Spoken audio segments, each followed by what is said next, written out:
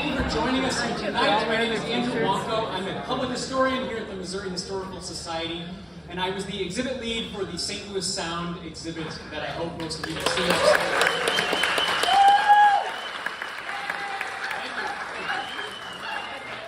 If you are a KDHX listener, you might also recognize me as the guy who interrupts your music with those fun little stories about St. Louis history. If you love those, thank you. If you don't, they're very short. You can wait. I want to thank you all for joining us here tonight for the Welders, St. Louis's first all-world punk band.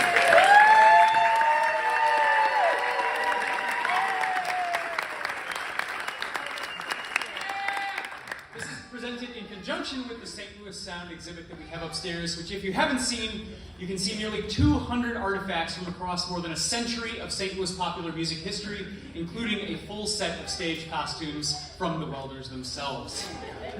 This event is part of our Thursdays at the Museum concert series. It's going to be a concert tonight, but we have all sorts of fun things.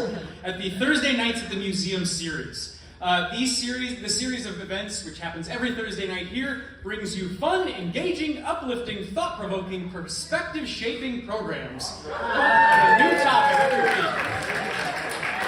There's an impressive list of adjectives, and these are a great way to start your weekend a little bit early. So I want to thank you for being here. As every week that we have one of these, we'll get kicked off at 5:30 with a happy hour and milling about up in the Grand Hall, and then we have the main program at 6:30.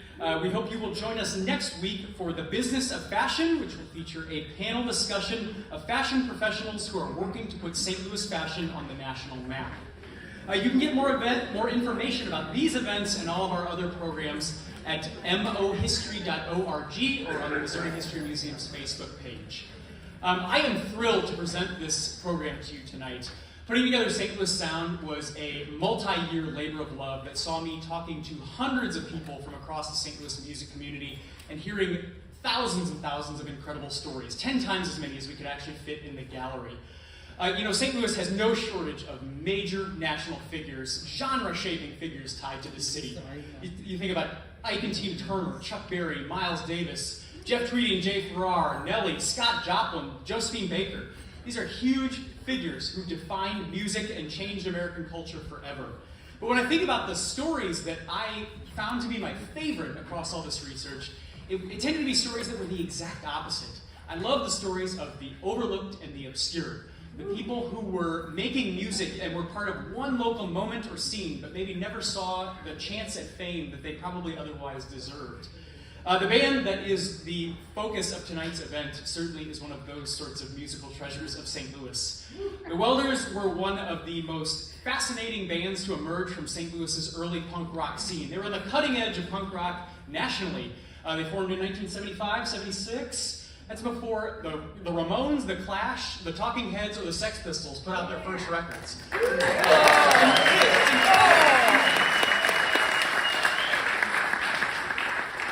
That alone is fascinating enough. But the extra little fun twist on this story is that this was a band of very young, very confident teenage girls who were singing about dealing with perverts and how it was cool to be a prude in what was otherwise a very male-dominated musical subculture.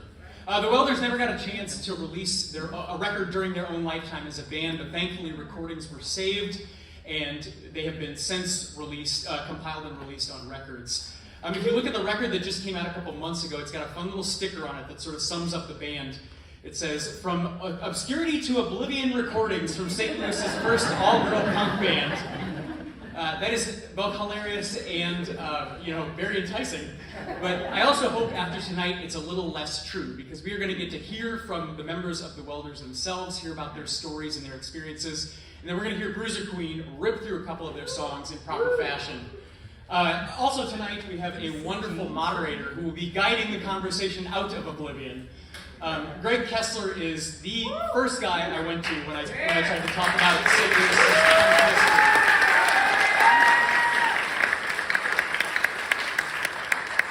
An unbelievably knowledgeable person about the punk history of St. Louis.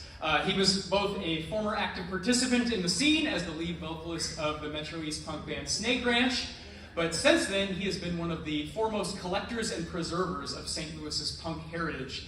He operates the Archive of St. Louis Punk website, which is an online digital repository where both researchers and fans alike can find artifacts and ephemera from St. Louis's punk heritage, from fanzines and show flyers all the way to photographs and even recordings. If you haven't checked out that website, I would very much encourage you to do it right when you get home. It's the Archive of St. Louis Punk. But right now, I want to introduce you to Greg himself. So please welcome to the stage our moderator for the evening, Greg Kessler.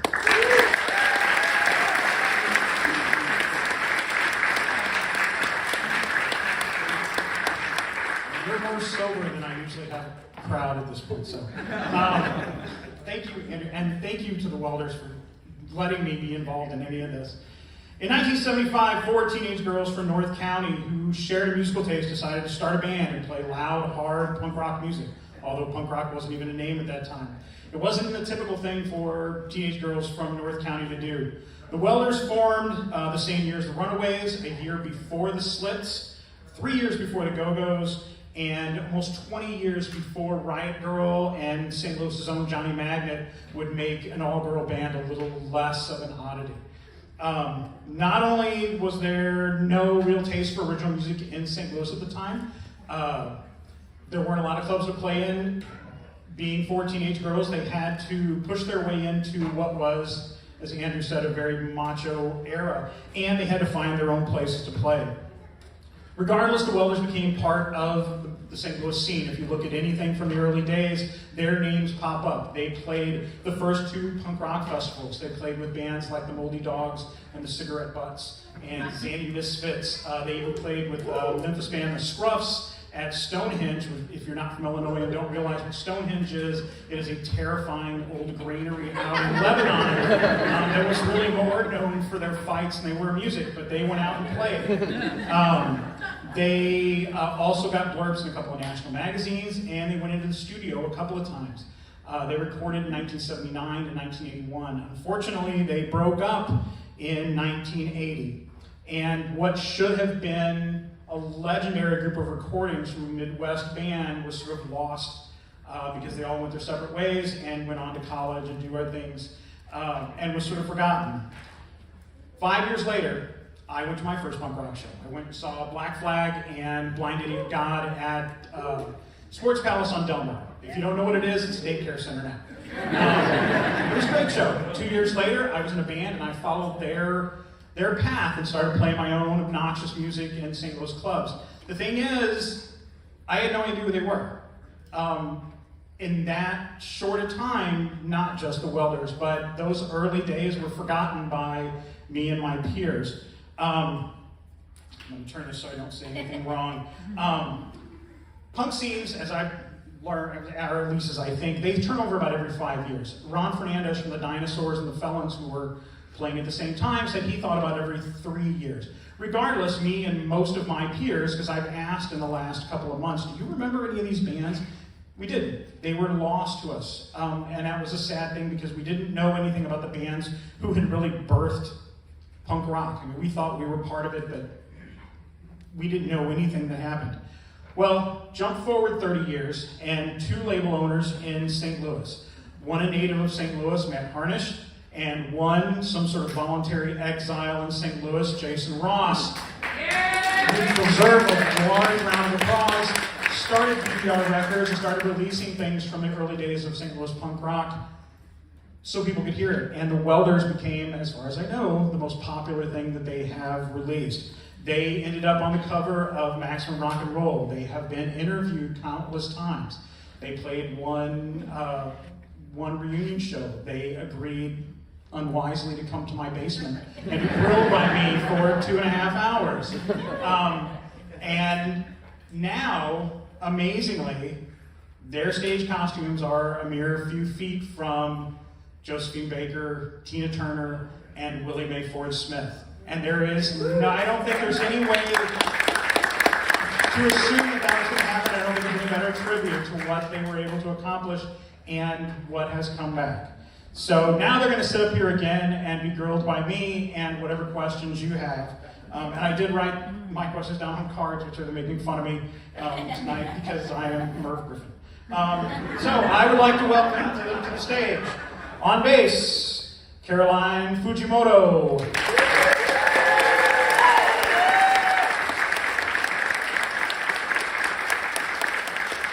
On guitar, Kelly Draper, Rusty Welder.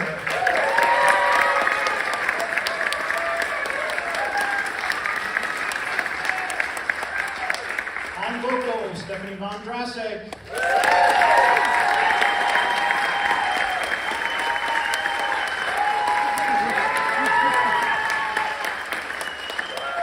On drums and vocals and occasional keyboards, Jane Fujimoto.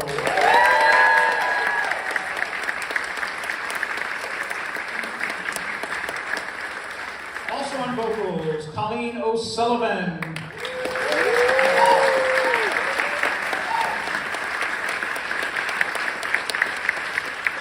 And in the crowd, I believe we have their last drummer, Lila Turner. Is Lila here? There we go. I'm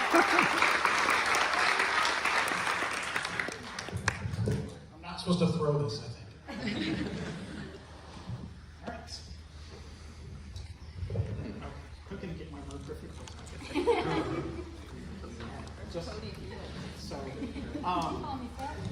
Okay, the first thing that you told me when we sat down the first time was that I think I asked you how you were drawn together. And you said you had similar taste in music. But at the time that you got together, there was no MTV, there was no internet. How did you find each other and find these bands that at this time were not mainstream top 40 bands? Do you want me to answer?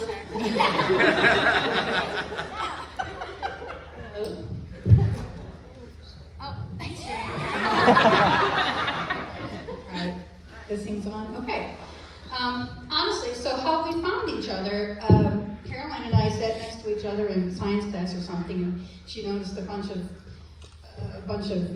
band names on the folder, and she said, "You should meet my sister Jane." So Jane and I started a correspondence through letters carried back and forth from Caroline. And Caroline wasn't cool enough to be one of us.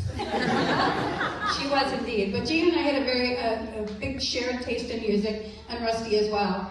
And we found each other that way, and we shared that knowledge through magazines and records and going to the record store, although we had to get somebody to drive us, of course. Or the bus. Or we take the bus. We take the bus to Northwest Plaza, which had discount records, the 5-count records, whatever it was. Anyway, so it just, but you're right though, it really wasn't out there very much. And you know, you have to remember, even back then, since you couldn't get to the record store, if you couldn't get to Peaches, even Kmart and Grant's had pretty good record pennies. Gibson. Grandpa Pitcher. Audience participation. Anyway, so there were. It was out there. You just had to really work for it. Not very much on TV. The Bowie Midnight Special, of course, was a major watershed, I think, for us. But I personally have to throw out here that I think I bought my copy of Raw Power at Famous Bar Northland. So I have to probably thank a really forward-thinking rag jobber or a really aggressive CBS rep for changing my life. More? I just wonder if anybody else wants to pipe in. Okay. Apparently it's the Stephanie Show. Okay. Look out. You know that might happen. Okay, so you got together and you started playing. Caroline was finally cool enough to play with you, which is nice. Caroline was always cool enough. You were not, unlike people who were older than you, were already part of the bar scene and already part of the live scene. How did you start to make connections, find shows? And people who were, I think there's several people here in the crowd that were part of the Fun 100, which is what the original punk scene was called. How did you become part of that crowd? How did you find your place in that scene, being as young as you were? Yes. You know, I'm not giving this thing up. Cold dead hands. These are Ryan's true. just to see any band. So we go to dances or the Admiral or other places. Oh, okay. Anyway, so we go to these places and ask the bands if we could play on their breaks, which they never said yes to. Because we needed to use their instruments. Can we use your instruments? Perfectly logical. I don't know what it is. It We never also worked. go to record stores and tell the people that worked in the record stores. We have a few record store workers here. We're in a band, but we can't find anywhere to play. Finally, this panned out. We met Norman Schoenfeld at Discount Records in Crestwood, and gave our spiel. We're in a band, but nobody will let us play. And he said, "Oh, I have a friend that has a band. Maybe you can open for them." And that was his friend Jim Maresca's band, Candy. And so we actually opened for them, and they sort of took us under their wing and set up gigs. First punk rock festival, and so with bands they formed kind of specifically for those shows. Where was first show at? Where was your first show at? First show, Blueberry Jam. It was a teen club in Hazelwood. And a strip mall in Hazelwood by Zaire. Yeah. Yeah, it was November of 1976. And we played 3 songs. It was I Don't Want to Walk Around With You by the Ramones, Kimberly by Patti Smith, and Wild Thing by the Trogs. But one of us What set list? Yeah, one of us was playing a different song. So we kind of pioneered the mashup with that. Sounded the same. Blueberry Jam was a club that lasted exactly 6 weeks. It was open 6 weeks. It was literally in a strip mall in Hazelwood. So, you didn't play any original songs that time. Did you already have original songs? Had you started writing yet? I don't think we did. I think our manager said, "Listen to this Ramones record. You could write that." Yeah. So we started writing songs. I think the first song that they wrote, Rusty and Stephanie wrote "Pervert" when they were 15 years old. So, and Andrew mentioned that. Tell us about that song and why. Be explicit.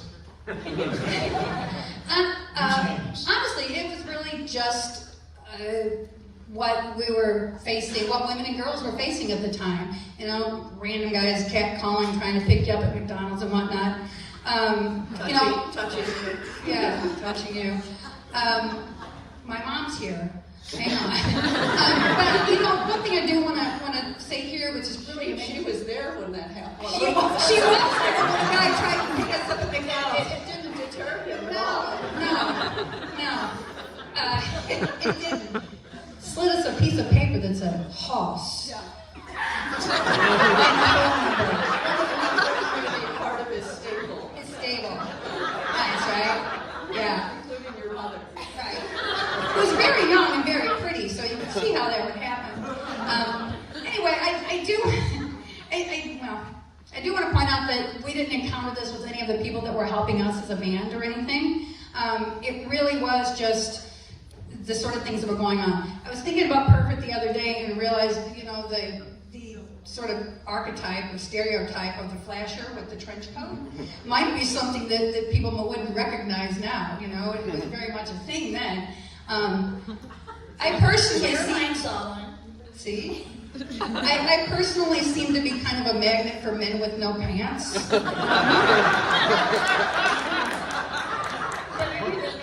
What's particularly surprising now when I think about it is that it never occurred to me to say anything. It wasn't like I went inside and said, "There's a guy out front in a car with no pants." I just went on with my life, and I wrote a song about it. We encountered that not just because we were in a band. I would say it was most teenage girls in the 70s. It was when we were at school or whether we were at work. And unfortunately, I used to work at a place called Jack's or Better. Tell them what you had to do. There was a all-you-can-eat chicken and fish night, and I used to be the chicken girl where I would hold a basket full of chicken and go up to customers and say, "Would you like a leg, breast, or thigh?" Unfortunately, that just didn't happen. It's true. It was a total sell. Can you imagine? I mean, a 16-year-old girl and then having to do that? I was 15, and they also made me pick up the trash in the parking lot, and that's when the guy exposed himself. So therefore, we had lots of encounters with different perverts, you know. Perverts along the way. Well, you talked about some of this when we talked before, but I didn't ask this question. Did you feel that you had less of this once you became part of the scene? Like when you showed up at clubs and when you mingled with the other people who were involved in the scene, did this happen less? Was it a less sexist place to be?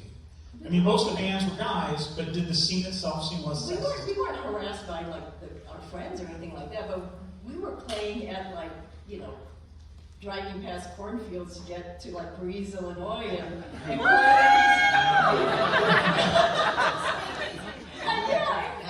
we would go there and they would just immediately say, yell out, take your clothes off, and just things like that. So, but it wasn't with the people that we knew or anything. It was just going to these clubs.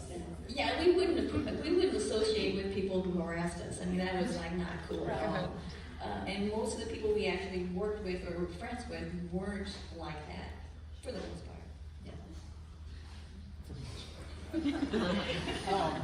Yeah. You mentioned before that you played the first 2 punk rock festivals, which Norman Schoenfeld put on, correct? And on the first one, it was you and the Moldy Dogs, Greg and Lila, and... Different Lila. And then there was some, I'm blanking on these ones. But Mike Shelton. Oh no, that's the second one. When you started playing together, the idea of punk rock wasn't something that was in the news or all around. So in the 2 years between when you started practicing and you had this first punk rock, what did you see change in the scene? What if your attitude changed, or did the image of what you were doing change? Because you went from just, we're going to start a band, we're going to play this hard music, to all of a sudden it's on the news and you're part of it. I think that we were totally ready for it. We were ready for to jump in on a movement. We were young, and through magazines and things like that, we could see what was happening in the world, even though we were in the middle of nowhere, basically. Sorry, Florida people. But we felt a real connection with these people who were just we don't have to play like Emerson, Lake and Palmer. We don't have to, we don't have to be Led Zeppelin. We could just play, we just play these chords and see, what we felt like, and kinship with that kind of movement. Plus the fact that the 3-chord thing was always around. Of course, the first song we learned was Wild Thing, which is basically every Ramones song ever written.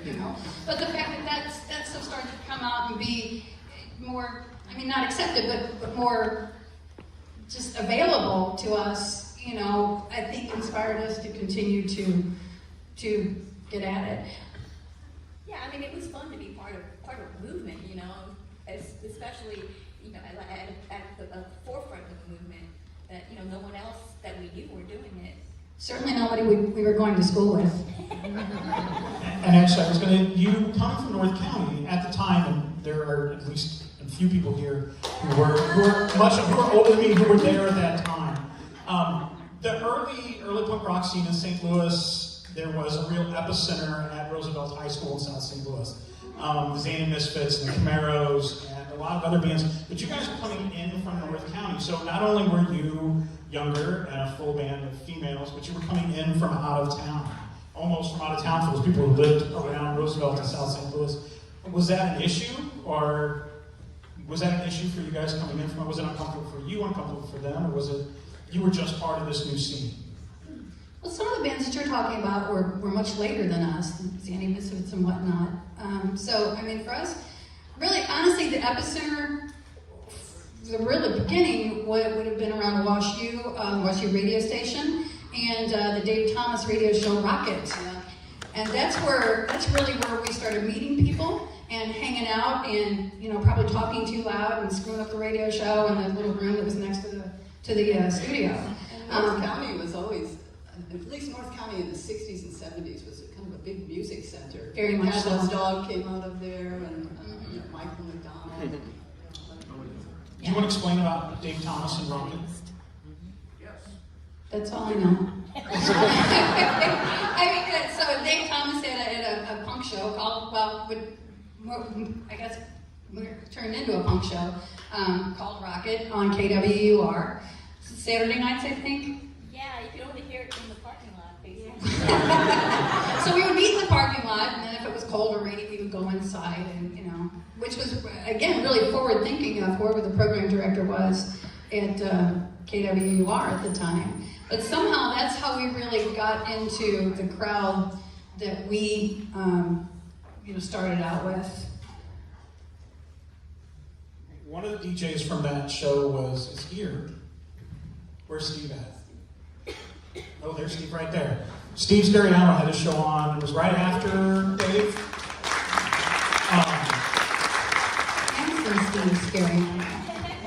Handsome Steve Steriano. And if you go out, you can see a picture of Steve and Dave from their DJ days in the book out on our table.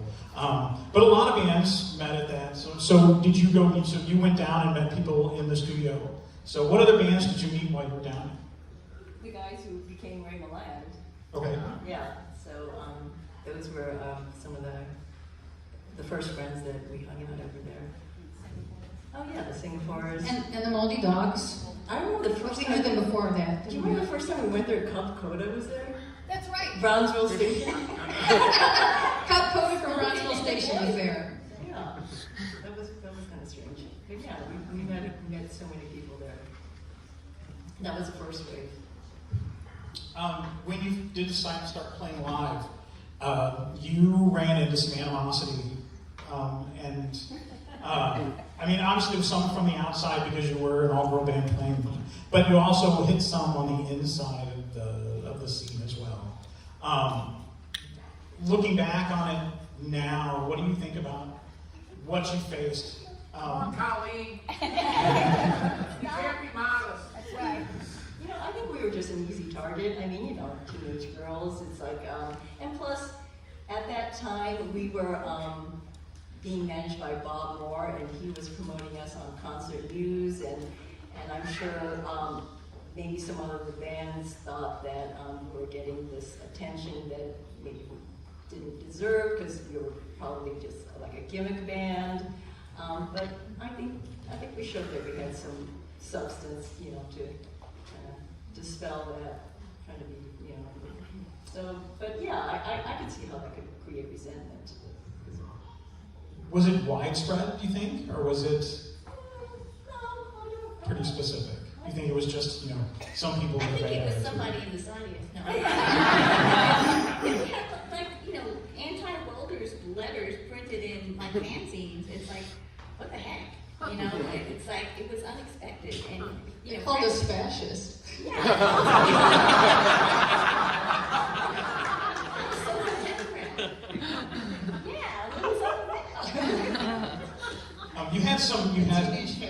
I was told not to bring that letter and read it on stage. I was flattered by it.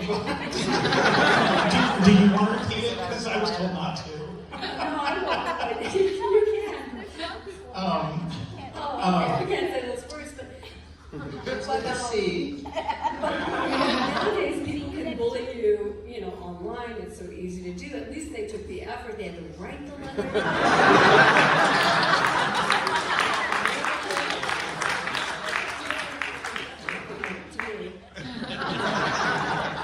The first wave, which was kind of the KWUR crowd, and then like '79, it's kind of the second wave, and I think that's where some of that hostility, started rolling in. There was some specific hostility at, I think, the Scruff show at Stonehenge. I think that was towards the Singapores, though, not us. That was. Also the tomatoes? Both times we've talked, you've recounted some signs that were in the crowd and I think some things that were thrown. Well, the signs were friends. Yeah, the signs were friends, but most of the signs were not for us. They were for the Singaporeans, and it was kind of a joke. Yeah, we had some friends from New York come to see our show, and they got beaten up in the cornfields outside of the club. And I think maybe Because Stonehenge was known for fights, right? I mean, it was a fighting bar. Somebody got punched in a cornfield. That was just a night at Stonehenge. So you started playing out. One of the early problems you had was finding shows at all. But it was also just anybody that's familiar with the time period, there was just no place to play for any band. How did you go about finding places to play? Once you had stopped jumping on other people's bills and seemed to use their instruments, what was it like early on to play shows where there really weren't venues for you to play at? How did you handle that? What did you do? Where did you play? We had hooked up with Norman, and then later on Steve Scarfina with Pablo Song, and we would end up opening up for his band. And some of the places that we opened for them, they didn't. They pretty much were.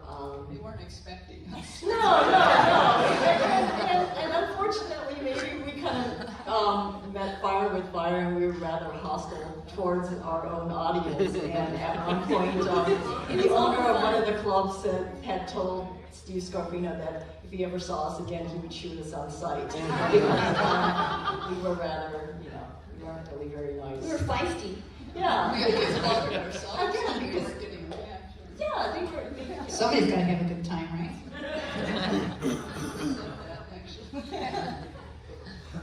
Where did you get the confidence to do that? And amazingly, that's written on my card here. You came earlier than those other bands that were all female-based, or a lot of female-fronted bands like the Avengers and things like that, or Polystyrene. Where did you find, I don't want to say what made you think you could do it, because that doesn't sound nice, but what gave you the confidence to go out and do something that there was no blueprint for? I think that we were just really young, and we didn't know any better. We didn't know that we couldn't do it. It's like, well, I've seen these people on TV. I want to be like that, or a magazine. It's like, why not? Exactly, and it's not like we were looking for any kind of female role models, because there really weren't any. I mean, I think for us, if all the guys were playing in bands, why aren't we playing in a band? So, yeah. Plus, there was this shared camaraderie of we were having fun. We really liked each other's company, and we liked what we were doing, and we were just having fun. Most of the bands we liked, whose music we liked, weren't female-fronted bands anyway, so it didn't really occur to us that would be an obstacle. A thing. Did you at the time, were you trying to, was there any effort to try and convince other females to start bands? So you had some comrades? No. Some girls at a high school that I was at, they started a band based on knowing the Welders. Was this after you moved? Yeah. Yes, okay. I was in South Carolina. Yeah, they were called the Body Snatchers. Well, and actually, one of my very favorite things that was said was a story from Rusty. Was when you moved down to South County and the Sex Pistols hit TV and things. When we talked, it was, when I hear things, I hear book quotes in my head, and this was one that I heard. It was just like, it's a story that I had never heard, and an experience that I think other people probably had but never had vocalized. Do you mind telling them? No. So, the rest of the girls were at a high school in North County, and I was by myself at this school in South County, and they Which thought, one? Oakville. And they thought I was very odd, but I think they didn't understand just why or how or whatever. But the Sex Pistols toured in 1978, and this kind of, it was like the light bulb moment for them. It's like, oh, this is what she's into. And from there on out, life was hell. It's like, oh, you're gonna safety pin your face, you're gonna throw up, and this kind of stuff. Did anybody else have that experience? Right after we played, we were heavily promoted on Keishi for a show we played at the Miters Theater, And I remember after that show, I had gone back to school the next day, and I remember some of the kids asking me, going, "We heard that you cut dolls' heads off on stage. You really do that?" No, I mean, we use dolls as props. We just beat them with plastic hammers. Something else entirely. But yeah, again, it was by the time the Sex Pistols came out, that's what they associated us with. And, it's not, we didn't spit on anybody or anything. Did it make it harder? Did it make anything more difficult while you were in school, except for Rusty, of course? I said this before. You started out when punk rock wasn't really a term people were using, and by the time you broke up, you had cycled through at least 2 scenes in St. Louis, or you're in the middle of the second scene. How did you see things change? How did the scene change from those first few years where you were working with Norman and the Fun 100, and you're going to KWR and all this stuff? How did the scene change from then until the time you broke up? What did you see? One of the biggest things by the time when we were nearing our end was the fact that there were clubs like Bernard's Pub or Billy Goat Hill that were actually looking for bands who played original music. I mean, when we were starting out, it's like all they were looking for were cover bands. And I remember one night, Rusty and I, we were 16 years old, and we went to some bar in Bridgeton. I think it was called like Hangar One or something. And we went in and talked to the manager, asked to speak to the manager, and asked if we could like play there. And I'm going, and it's like, and he goes, no, we're only looking for disco bands. And after I read that in my diary, I'm going, oh my God, we were 16 years old. I think you had to be like 18 or 21 to even go into the bar. And like, God, we had such gall to keep going to these places and to do things. Confidence, not gall. And I don't mean I want to answer this, but what era of that did you enjoy more? Did you like those early days where it was sort of, you had to play VFWs and go bake a pie for people who wanted to play for you, but you to play? It was potato salad. I don't know why I always think it's a pie. But I don't know why pie is what's in it. And then later where there were places where you could play. So which one of those times do you think was a more vibrant time that you enjoyed more, do you think was sort of your high point? Was it the struggle, or when you were, there was actually... It was always a struggle. Always a struggle. For me, I think it was more fun, in the early days when it was more of a camaraderie. And, because, after we had broken up, this was in 1981, and the phone rang at my mom's house, and I picked up, and it was Bernard's Pub calling to ask us to play a gig. And I said, "Oh, I'm sorry, we already broke up." And he said, "Wow, that was fast." And I just said, "No, it was kind of like a long time coming." But it's like, oh my gosh, it's like a bar actually calling us to play a gig. We had already, broken up, but for some reason, I like the early days more, when it was just, when it was looking for places and asking places and going to places like St. Jude Hall, and there was a band called Deliverance that was playing, and we went up to them and asked if we could play during their break, and then some girls in the audience also started complete strangers also started asking them if we can play, and one of the girls even went to go ask the bishop of the priest, and the priest gave us the okay. No. It was kind of like, thank goodness we didn't play, actually. Our music would have really gone over, but it's like that. The priest might have been disappointed. Yeah.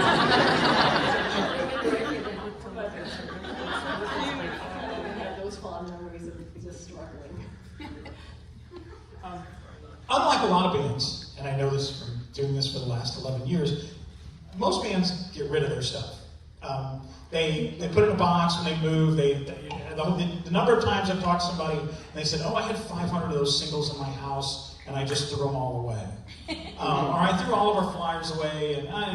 But you tend to, I don't like the word hoarding, but you tend to hold on to things. Call it what it is. It was, you've got things upstairs, and that's due to how good you were, plus that you actually were able to save things. But the clothes upstairs are what people see when they come around the corner. How did you, and those were not the typical stage clothes of most bands you saw on stage at the time. How did you come up with the looks that you had? You know, I just really have to point out here that those were not stage clothes. That's what we were wearing to school. Okay. For real.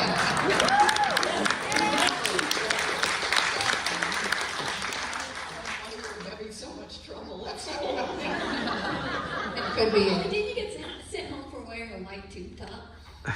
Well, that wasn't part of band gear. That was, but Caroline, tell me about you sneaking out of your house with your mom and how you would be dressed normally, but then you would be like having your ripped up clothes or your. I don't remember really hiding that from Mom. I don't think she really discouraged that. Oh, Mrs. Fujimoto made you your first pair of leather pants, didn't she? It was vinyl. It was vinyl. And I used to borrow my dad's skinny ties to wear to school. But you told me that you used to sort of kind of go out a little bit normal, and then Yeah, you would have. well, okay, like I would probably button up my leather jacket or something like that because she couldn't see whatever I was wearing.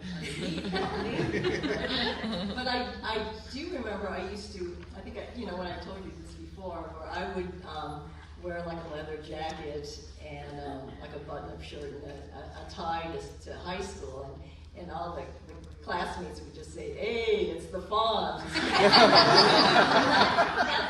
Not the look I was going for. I actually had one of my teachers, it was Mr. Deckert, and he called me out and he said, "Hey, Fujimoto, if you wear that getup next week," he goes, "I'm giving you an automatic F." And it's like, again, reading it, I'm like, it's not like I was wearing like a tube top and hot pants. It's like, but yeah, that wasn't really. And I wore like a tie and a button-down shirt for my high school senior photo. So yeah. Did you invite him to this tonight? Did you check to see if you could invite him? I'm sorry? Did you check to see if you could invite that teacher to this tonight? No. Oh, you really should have. You've been. We're gonna TP his house later.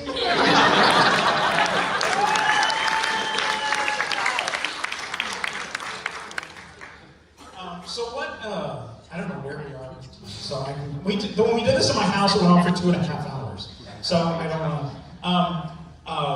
How did things finally come to an end? How did you finally decide to break up? What was your last show? Did you?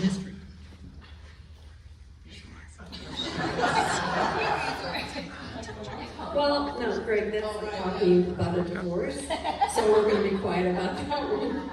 But what was our last show? Probably an arts club. Yeah, an arts club. Yeah. Yeah, and then, Jane, moved off to California and did your band things, and we all just kind of dispersed and did our lives. But it was really hard when we did that, but we knew we kind of had to. Yeah, I mean, Lila was our drummer, and Lila had quit at that point. Lila! Oh, Lila's fault.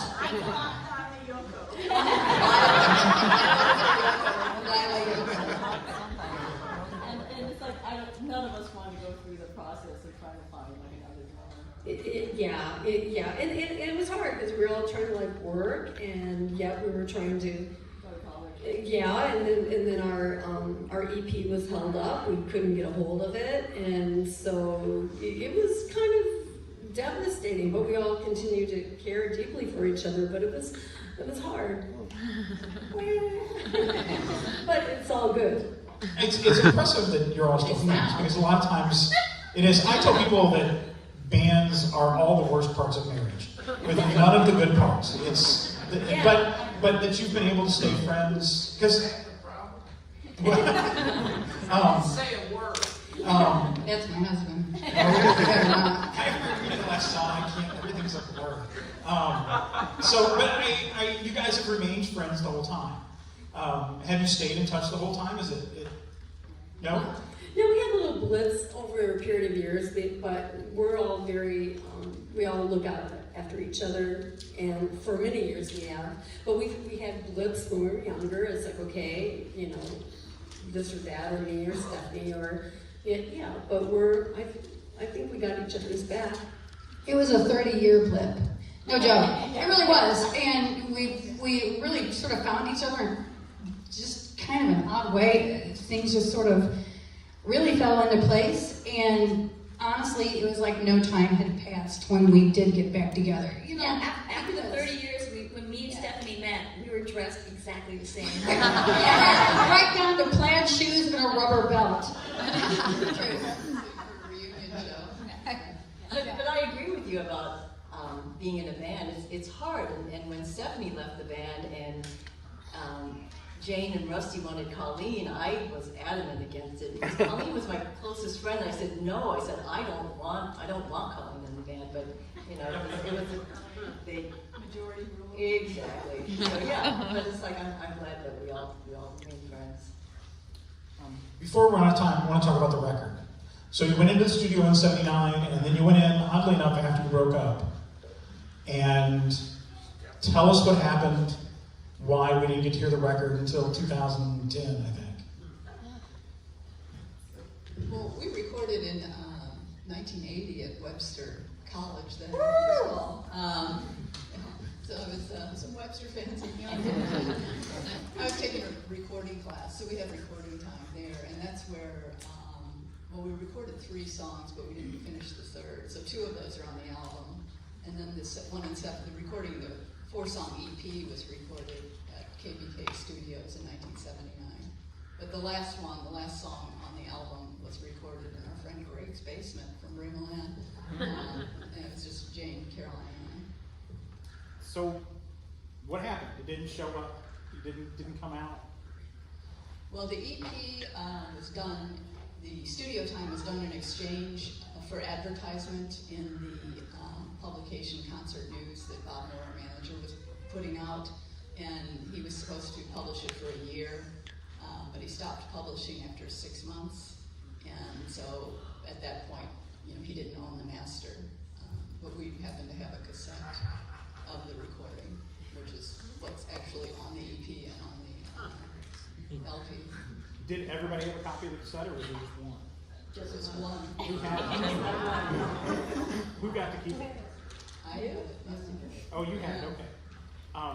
And you never lost it, misplaced it? No. No, we don't do that. Yeah, I couldn't listen to it for a long time. But, And then at some point you get a call from... It was Matt Harnish and Jason Ross, and who had approached Rusty and I, and we ended up meeting them at a St. Louis bread company on Delmar. I think what was it, like 2007? Yeah, and they had heard our cassette and had approached us and wanted to release it, and they were doing a compilation. I mean, they wanted to do a compilation and and include us in there. But there weren't, I think, enough bands to do that. But Rusty and I were just so wary and just where we just couldn't believe why they were even interested in releasing songs from so long ago when it's not like it really generated that much interest. Yeah, so, don't you know this is bad? Why do you and it's like I was like grilling them because I was saying like what's your background? And like, what do you guys do for a living? I was just like so. I just didn't believe that that's what they wanted. And then they said they wanted to put it on vinyl, which was kind of ahead of the whole craze for that. I'm like, that's insane. Were you real involved in putting it together and deciding what it was going to look like and what was going to be involved and everything? Oh yeah. Oh yeah, definitely. I mean, we worked with our friend Rick Busher of Ravenland to like design the cover, and he helped us with the artwork.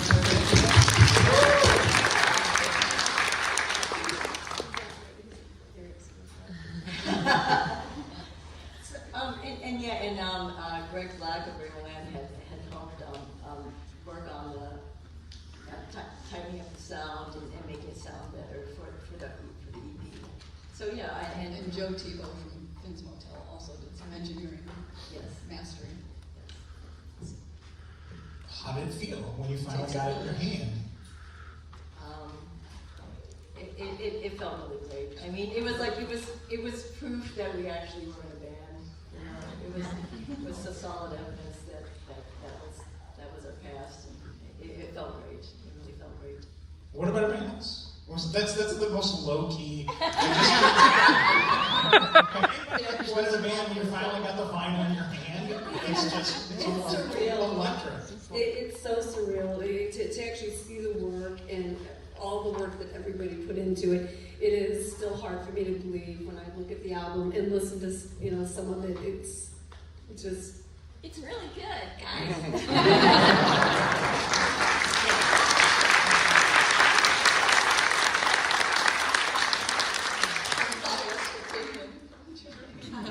Do you carry it around with you like a business card and hand it out? No? Nobody does that? No. No, I think I told I was doing a radio interview. I haven't told a single person about and none of my coworkers. I haven't told anybody about the History Museum. Nothing. I haven't even told them that I was ever in a band. So How come? I tell everybody I was in.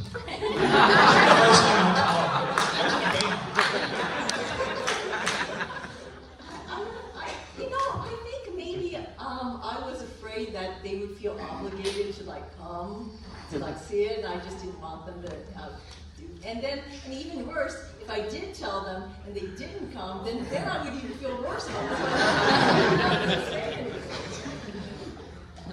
I think guilting people into coming to see you is what being a band is.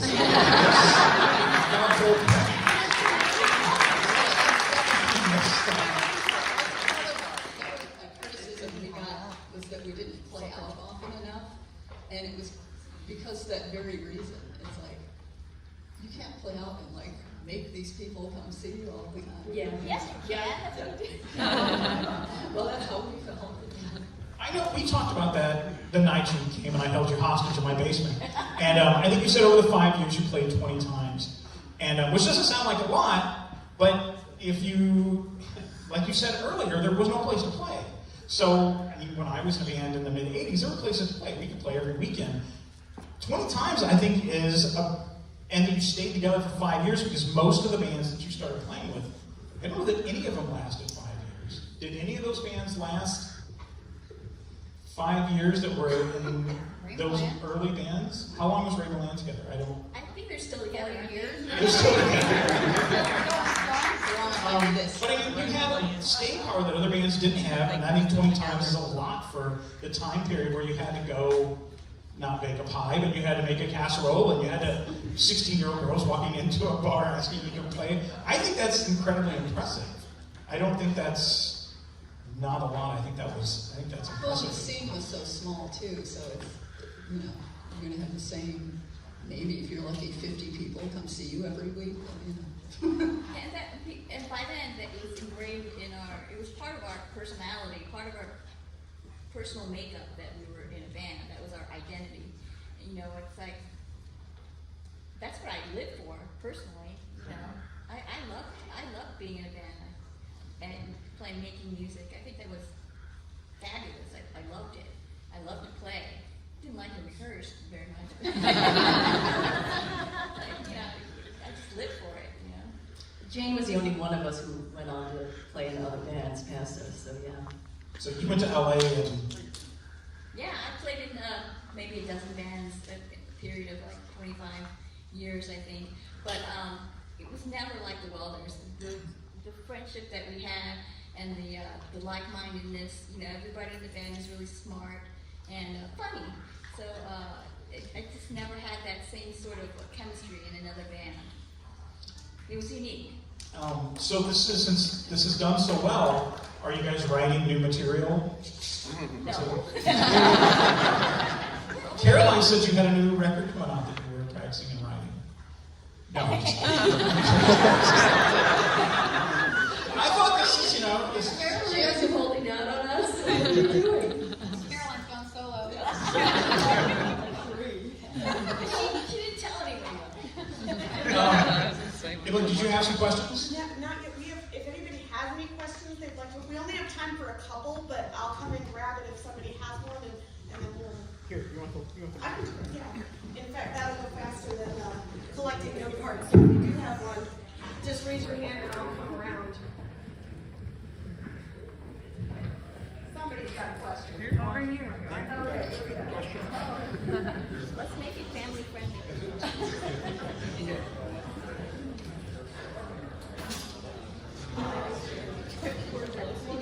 Okay. Hi, my name's Julia. I just wanted to ask, like, as you guys being such a, in high school, being such a young band and being all girls, what's your advice for, like, teenage girls having started so young? Don't let anyone tell you you can't.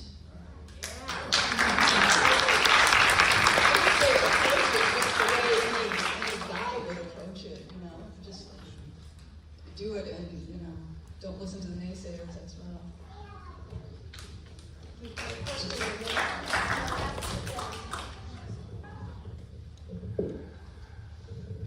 What or how, for each of you, has this impacted your family members?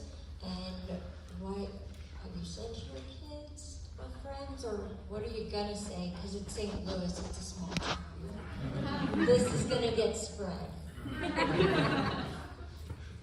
Well, Like, do your kids know? well, the rest. You were in an all-girls punk band? Jane took one for the team. She's the only one of us that's had a child. And really relative his attention he is, too. I think that's another unique fact about it is that out of 7 like girls that were in the band, that I'm the only one that reproduced. Speak for I'm yourself. not sure what that says about us, that, we're not following the script, I think. Good point. Yeah. That segues nicely, though. I did have somebody ask just, what are you all doing now? So, just really quickly, because I know we're going to get to our musical portion too. Oh, yeah, it was I work at a well-known toy company. It makes dolls and things. I work at City Museum. I've been there for 23 years. And it's another creative environment. I'm a metalsmith and I teach at Craft Alliance.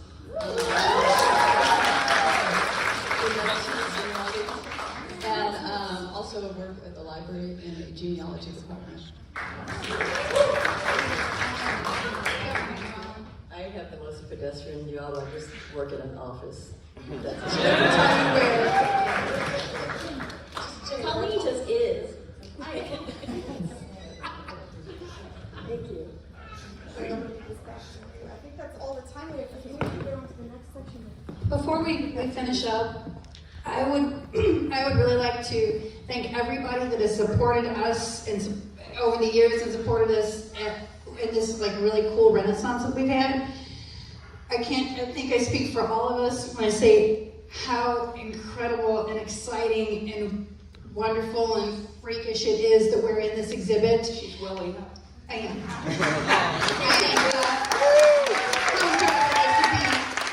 be mentioned in the same breath as Miles Davis and Josephine Baker and Petey Wheatstraw.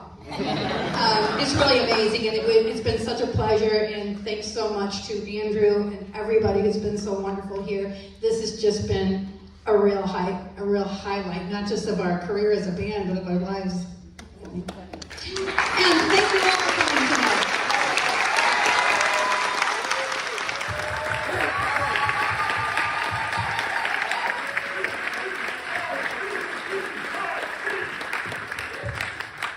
Let's have one more round of applause for the Welders!